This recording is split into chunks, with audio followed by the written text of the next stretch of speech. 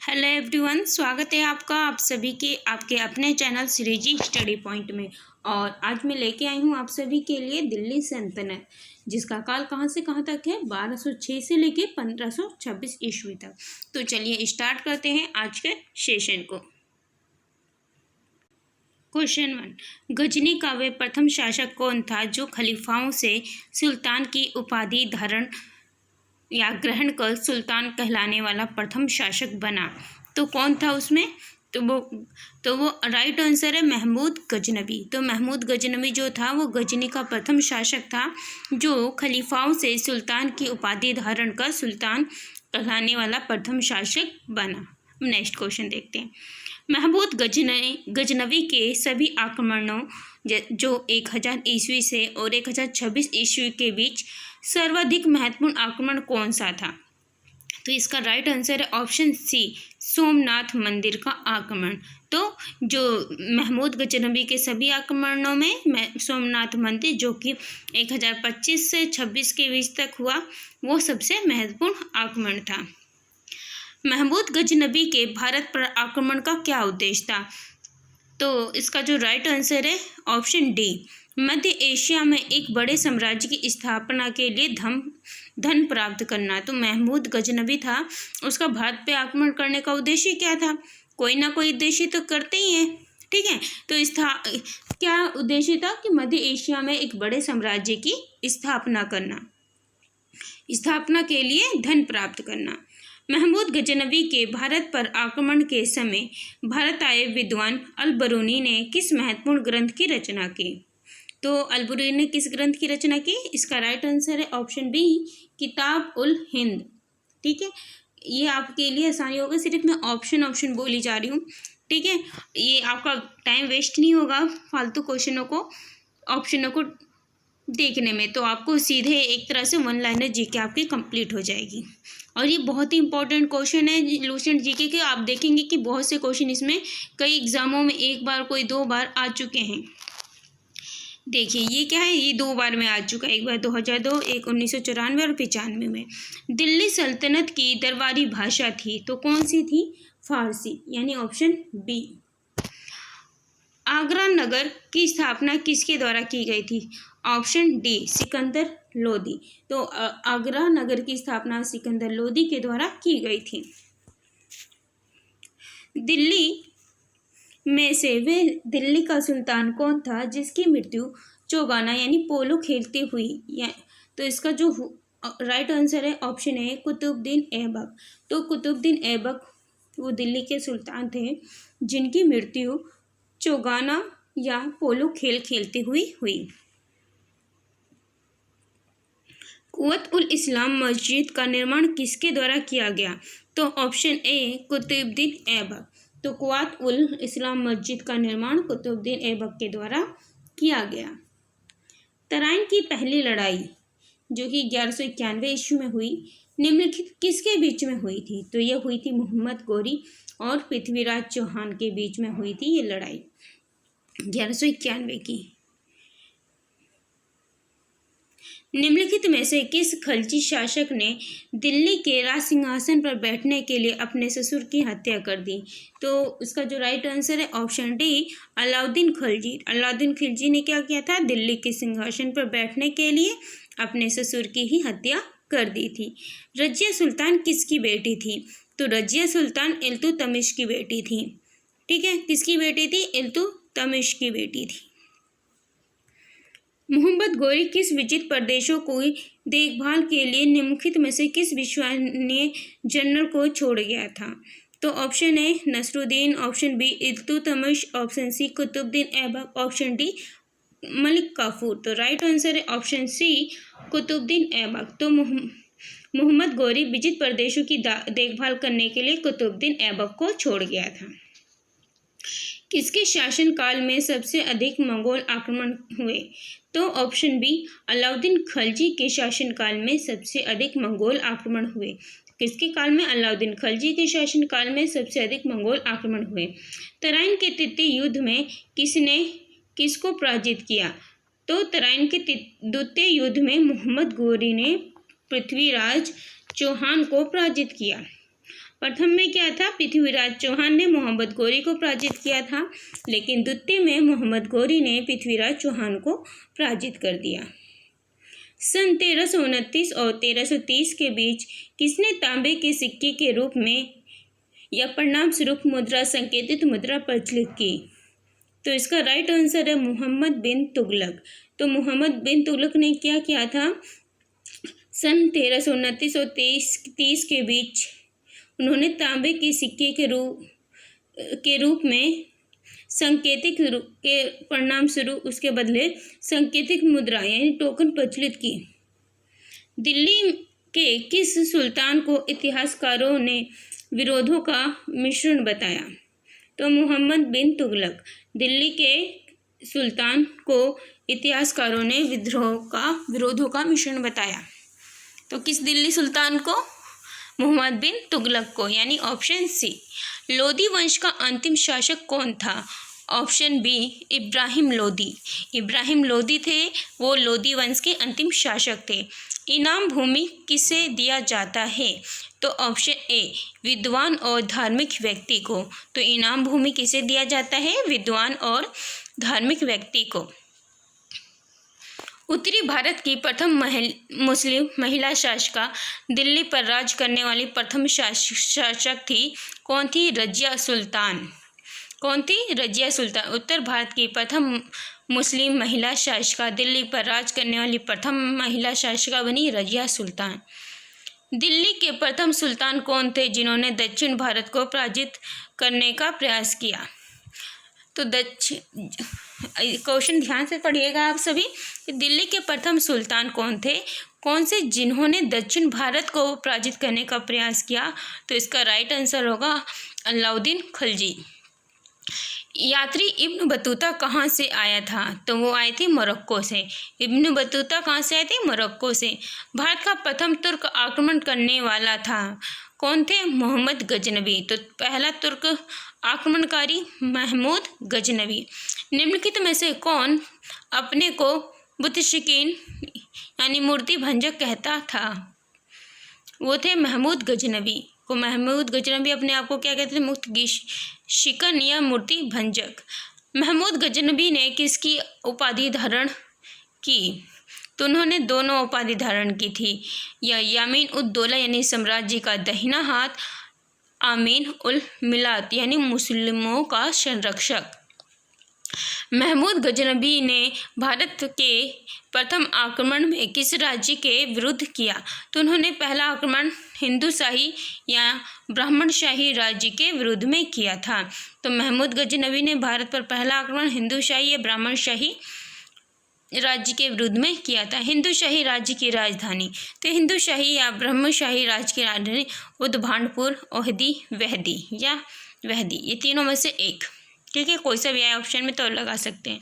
महमूद गजनवी का भारत में अंतिम आक्रमण किसके विरुद्ध हुआ? तो इसका राइट आंसर है जाट। हिंदूशाही राज्य का कौन सा शासक तुर्कों से बार बार पराजित होने के कारण गुलामीवश आत्मदाह कर लिया? तो इसका था जयपाल। महमूद गजनवी किस वंश का शासक था? तो राइट आंसर है ऑप्शन ए, यमनी। नेक्स्ट क्वेश्चन, महमूद गजनवी के साथ भारत आने वाले इतिहासकारों में कौन शामिल नहीं था? कौन शामिल नहीं था? शाहनामा का लेखक फिरदौसी शामिल नहीं था। और कौन कौन शामिल था? वो कुताब उल हिंद का लेखक अल-बरूनी, तारिक ए यमनी का लेखक उत्बी, तारिक ए सुबकी का लेखक बहकी, ये सब थे शामिल। ये थे भारत आने वाले इतिहासकार। महमूद गजनवी के आक्रमण के फलस्वरूप कौन सा शहर फारसी संस्कृति का केंद्र बना? तो लाहौर। तो महमूद गजनवी के आक्रमण के फलस्वरूप लाहौर शहर फारसी संस्कृति का केंद्र बना। निम्नलिखित में से किसने ढोल की तेज आवाज़ के साथ एक महिला का अपने पति की चिता के साथ स्वतः को जला देने के दृश्य का भयानक चित्रण किया? वो था इब्न बतूता। किसने किया था? इब्न बतूता ने। भारत में मुस्लिम राज्य का संस्थापक माना जाता है मोहम्मद गौरी। किसने इक्तादारी प्रथा चलाई? किसने चलाई? इल्तुतमिश। देखो एग्ज़ाम में 2 बार आ चुका है, आरआरबी टीसी 2005, यूपीपीसी 2011। तो अच्छे से याद रखिए, कई एग्ज़ाम में आ चुका है ये। किसने इक़्तिदारी प्रथा चलाई? इल्तुतमिश। लाल बख्श के नाम से जाना जाने वाला भारतीय शासक कौन था? कुतुबुद्दीन ऐबक। लाल बख्श के नाम से कुतुबुद्दीन ऐबक को जाना जाता है। 13वीं सदी में सेना का सर्वोच्च अधिकार होता है, क्या होता है? खान। तो 13वीं सदी में सेना का सर्वोच्च अधिकारी होता है खान। भारत में गुलाम वंश का संस्थापक कौन था? कुतुबुद्दीन ऐबक। कुतुब मीनार के कार्य को किसने पूरा किया? इल्तुतमिश ने। निम्नलिखित में से दिल्ली का पहला तुगलक सुल्तान कौन था? गयासुद्दीन तुगलक। पंजाब में हिंदू शाही राजवंश को किसने स्थापित किया था? तो कल्लर ने। नेक्स्ट क्वेश्चन, वे रोमन सम्राट अगस्टन की भांति सावधान था कि वे दूसरों की तरह शक्तिशाली ना लगे और वे दूसरों के स्तर से अधिक ना लगे। ये संदर्भ किसका है? ऑप्शन सी, बहलोल लोदी का।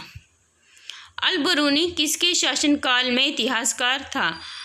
तो महमूद गजनबी के शासनकाल में वो इतिहासकार था। सही सुमेलित।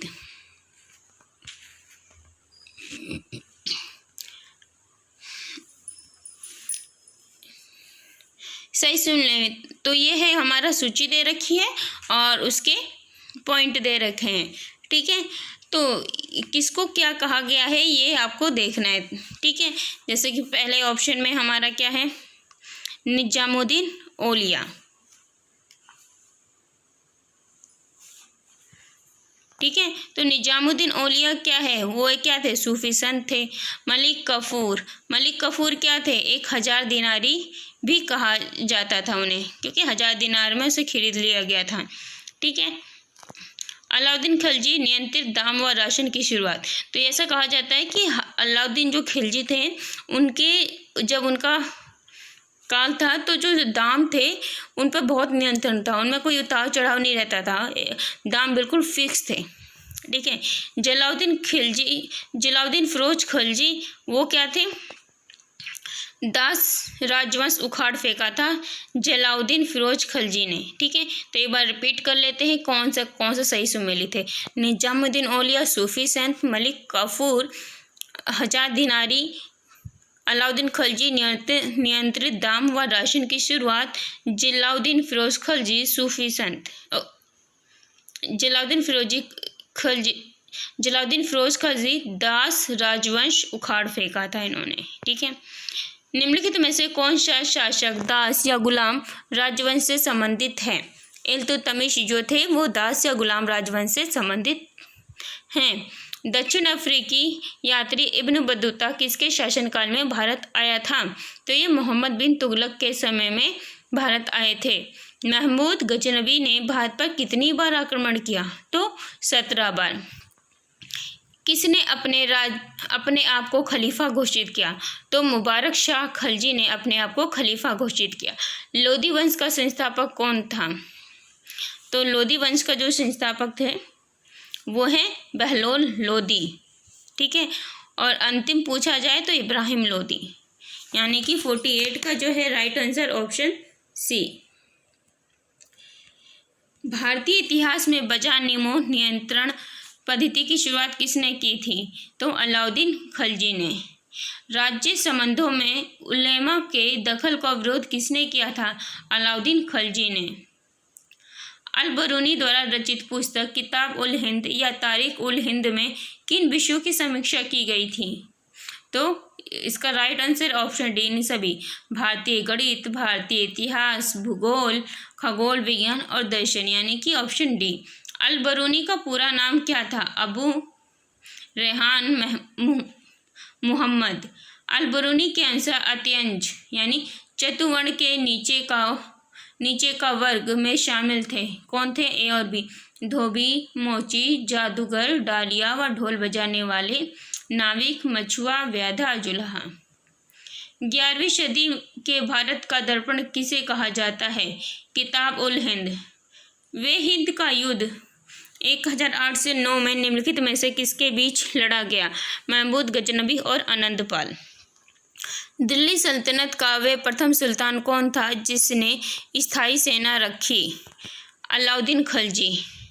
सुल्तान अलाउद्दीन खिलजी की बाबत के संबंध में निम्नलिखित कथनों पर विचार कीजिए। पहला पॉइंट है, अलाउद्दीन खिलजी ने अनाज के दाम पे नियत किए, बिल्कुल सही।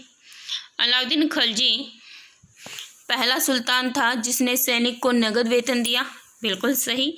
अलाउद्दीन खिलजी के शासनकाल में किसानों द्वारा दिए गए भू राजस्व अंश फसल के आधे तक बढ़ा दिया गया था, बिल्कुल सही। यानी कि चारों पॉइंट सही हैं, यानी कि ऑप्शन डी राइट आंसर है। दिल्ली के निम्नलिखित सुल्तानों में से किसने तैमूर शासक मिर्जा शाहरुख के अधिराज्य में आना स्वीकार किया?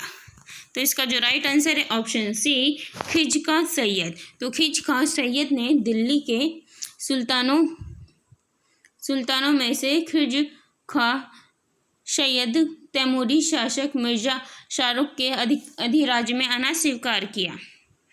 निम्नलिखित में से कौन गुलरुखी के उपनाम से कविताएं लिखा करता था? सिकंदर लोदी। किसके नाम से? रुखी। निम्नलिखित में से कौन सा कथन जजिया सुल्तान के संबंध में आ सकते हैं? तो इल्तुतमिश ने वंशानुगत राजतंत्र स्थापित करने की कोशिश की और पुत्रों की आयुक्ता के कारण रजिया को उत्तराधिकारी मनोनीत किया, बिल्कुल सही कथन है। 1236 ईस्वी में जनता के सक्रिय सहयोग से रजिया सुल्तान दिल्ली की सुल्तान बनी, सही है। उसने हबशी सरदार मलिक याकूत को नायब मलकियत के पद पर नियुक्त किया, सही है। ऑप्शन डी, रजिया ने सर्वप्रथम तुर्क सामंत वर्ग की शक्ति को सुदृढ़ता प्रदान करने की कोशिश की और गैर तुर्की शासन वर्ग को शक्तिहीन बना दिया। तो ये पॉइंट रॉन्ग है, तो ऑप्शन डी गलत है। निम्नलिखित में से कौन सा कथन बलबन के संबंध में आ सकते हैं? तो असत्य कथन देखते हैं। उसने चालीसा दलिया चहलगानी से संबंधित सामंतों का दमन किया, सही है। कानून एवं व्यवस्था की बहाली के लिए उसने लौह एवं रक्त की नीति अपनाई, सही है। उसने केंद्रीय सैन्य विभाग दीवाने अर्ज की स्थापना की, सही है। तो इनमें कोई भी पॉइंट गलत नहीं है। नेक्स्ट क्वेश्चन, दिल्ली पर शासन करने वाले निम्न शासकों वंशों में सही क्रम क्या है? गुलाम वंश, खलजी, लोदी, सैयद, तुगलक। तो सही वंश है पहले गुलाम वंश, फिर खलजी वंश, फिर तुगलक वंश, फिर सैयद वंश, फिर लोदी वंश। लोदी वंश सबसे नीचे था, उसके बाद लोदी वंश के बाद क्या आ गया था? बाबर आ गया था, ठीक है। इब्राहिम लोदी को बाबर ने हरा के मुस्लिम शासन था वो स्टार्ट हो गया था। मोहम्मद गोरी के आक्रमणों का निम्न में से कौन सा परिणाम नहीं हुआ? ठीक है, कौन सा परिणाम नहीं हुआ था? तो कौन से परिणाम हुए थे? तो पहला जो हुआ ये तो नहीं हुआ था, पंजाब से लेकर बंगाल तक फिर से उत्तरी भारत का एक केंद्रीय सत्ता के अधीन हो गया, जो कि गलत पॉइंट है। ऑप्शन बी, भूराजस्व से प्राप्त आर्थिक साधन का अब प्रत्यक्ष रूप से शासक के हाथों में केंद्रित हो गई, यानी बी पॉइंट सही है। उत्तरी भारत में एक नगरीय क्रांति का सूत्रपात हुआ, ऑप्शन डी इनमें से कोई नहीं। तो जो राइट आंसर है, जो परिणाम नहीं है, ऑप्शन है कि पंजाब से लेकर बंगाल तक फिर से उत्तरी भारत एक केंद्रीय सत्ता के अधीन हो गया। तुर्कों द्वारा राजपूतों को पराजित करने के निम्न में से कौन से कारण है? ऑप्शन है उनके समाज का पृथकतावादी एवं अनुदार होना, असमानता पर आधारित जाति व्यवस्था, विज्ञान और प्रौद्योगिकी की अवनति। ये 3 कारण हैं। गुलाम वंश के आरंभिक शासकों को निम्न में से कौन सा सही क्रम है? तो पहले क्या है? कुतुबुद्दीन ऐबक, फिर उसके बाद आराम शाह, फिर दूसरा रजिया सुल्तान, तीसरा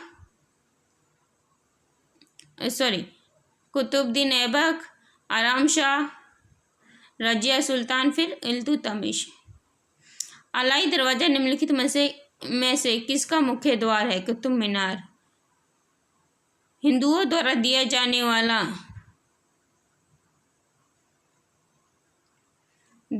वाला कर जो हिंदू देते थे उस कर को क्या कहना जाता था? खराज। युद्ध की लूट में राज्य का 1/5 भाग, तो उसको क्या कहा जाता था? खुम्स। मुस्लिमों द्वारा दिया जाने वाला भूमि कर उसको कहा जाता उर्स।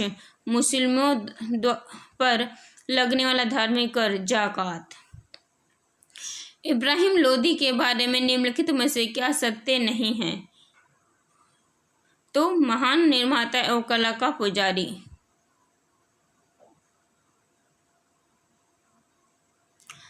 अमीर खुसरो के संबंध में निम्नलिखित में कौन से कथन सत्य है? तो सत्य कथन देख लेते हैं। वे सूफी संत शेख निजामुद्दीन औलिया के शिष्य थे, सही है।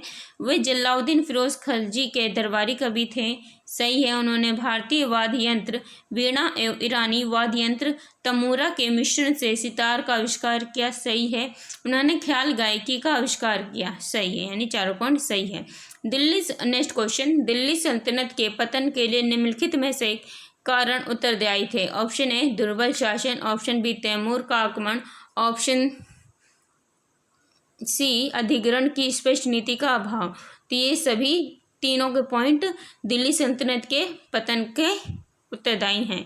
निम्नलिखित में से किसका आक्रमण भारत पर किया गया द्वितीय तुर्क आक्रमण था? तो मोहम्मद गोरी। मोहम्मद गोरी किस वंश का था? शब्शबनी। मोहम्मद गोरी को किस अन्य नाम से जाना जाता था?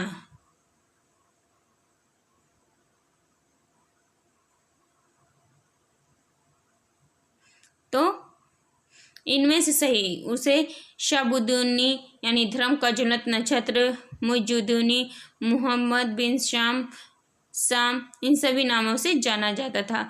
मोहम्मद गोरी ने 1175 ईस्वी में भारत का पहला आक्रमण किस राज्य के खिलाफ किया? तो उन्होंने किया था मुल्तान करमाथी शासक के खिलाफ। तो मोहम्मद गोरी ने 1175 ईस्वी में भारत पर पहला आक्रमण करमाथी शासक के खिलाफ यानी मुल्तान शासक राज्य के खिलाफ किया था। भारत का वह पहला शासक कौन था जिसने मोहम्मद गोरी को पराजित किया? तो सोलंकी शासक भीम द्वितीय था जिन्होंने मोहम्मद गोरी को पराजित किया। मोहम्मद गोरी और पृथ्वीराज चौहान के बीच विवाद के मूल में थे भटिंडा या ताबर हिंदा। मोहम्मद गोरी का सर्वाधिक महत्वपूर्ण भारतीय आक्रमण था तराइन का द्वितीय युद्ध। तो सर्वाधिक महत्वपूर्ण आक्रमण कौन था? तराइन का द्वितीय युद्ध, क्योंकि इसमें वो जीत गया था, पृथ्वीराज चौहान हार गए थे। मोहम्मद गोरी और कनौज के राजा जयचंद के मध्य 1194 ईस्वी में हुआ युद्ध किस नाम से प्रसिद्ध था? चंदावर का युद्ध। तो मोहम्मद गोरी और कनौज के राजा जयचंद के मध्य 1194 में हुआ युद्ध चंदावर के युद्ध के नाम से प्रसिद्ध था। मोहम्मद गोरी का अंतिम आक्रमण किसके विरुद्ध था? पंजाब के खोखर। तो मोहम्मद गोरी का अंतिम आक्रमण पंजाब के खोखर के विरुद्ध था। तराइन का द्वितीय युद्ध ऐसा निर्णायक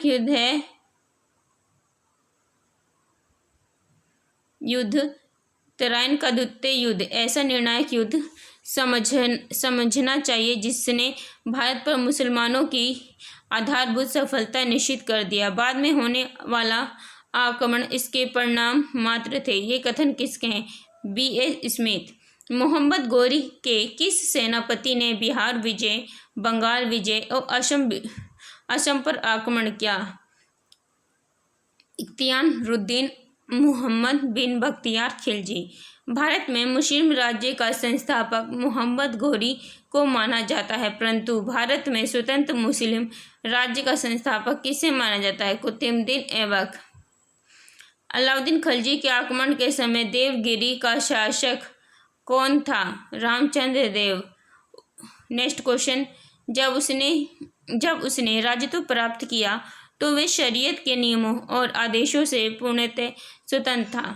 बर्नी ने ये कथन किस सुल्तान के लिए कहा? तो उन्होंने कहा अलाउद्दीन खिलजी के लिए। सल्तनत काल में भूराजस्व को सर्वोत्तम ग्रामीण अधिकारी था, कौन था? चौधरी। तैमूर के आक्रमण के बाद भारत में किस वंश का राज्य स्थापित हुआ? तो सैयद वंश। निम्नलिखित में से किस सुल्तान के दरबार में सबसे अधिक गुलाम थे? तो फिरोज तुगलक। निम्नलिखित में से किस सुल्तान ने बेरोजगार को रोजगार दिया? फिरोज तुगलक। निम्नलिखित में से किस सुल्तान ने फलों की गुणवत्ता सुधारने के लिए उपाय किए? फिरोज तुगलक। नालंदा विश्वविद्यालय के विनाश का कारण है मुसलमान। तबकात ए नासिरी का लेखक कौन है? मिनहाज उस सिराज। अलाई दरवाजा का निर्माण अलाउद्दीन खिलजी। कुतुबुद्दीन ऐबक की राजधानी लाहौर थी। अलाउद्दीन खिलजी के प्रसिद्ध सेनापतियों में किसकी मंगोल के विरुद्ध लड़ते हुए मृत्यु हुई? जाफर खान। निम्नलिखित में से कौन भूमि उत्पाद पर लगने वाले करों को इंगित करता है? तो खराज, उर्स और मुक्तई। तुगलकनामा के रचनाकार अमीर खुसरो। भारत में मोहम्मद गोरी ने किसको प्रथम अक्ता प्रदान की? कुतुबुद्दीन ऐबक। किस सुल्तान के काल में खलीसा भूमि अधिक पैमाने पर विकसित हुई? अलाउद्दीन खिलजी। सल्तनत काल के सिक्के टक्का, शशगनी और शीतल किन धातुओं के बने थे? वो बने थे चांदी, तांबा। अमीर कोही नामक यानी कृषि विभाग नामक एक नया विभाग किस सुल्तान द्वारा शुरू किया गया? तो मोहम्मद बिन तुगलक। तो आज के लिए इतना ही। मिलते हैं नेक्स्ट वीडियो में। ये पार्ट 1 है दिल्ली सल्तनत का, वो रहेगा पार्ट 2। Thanks for watching.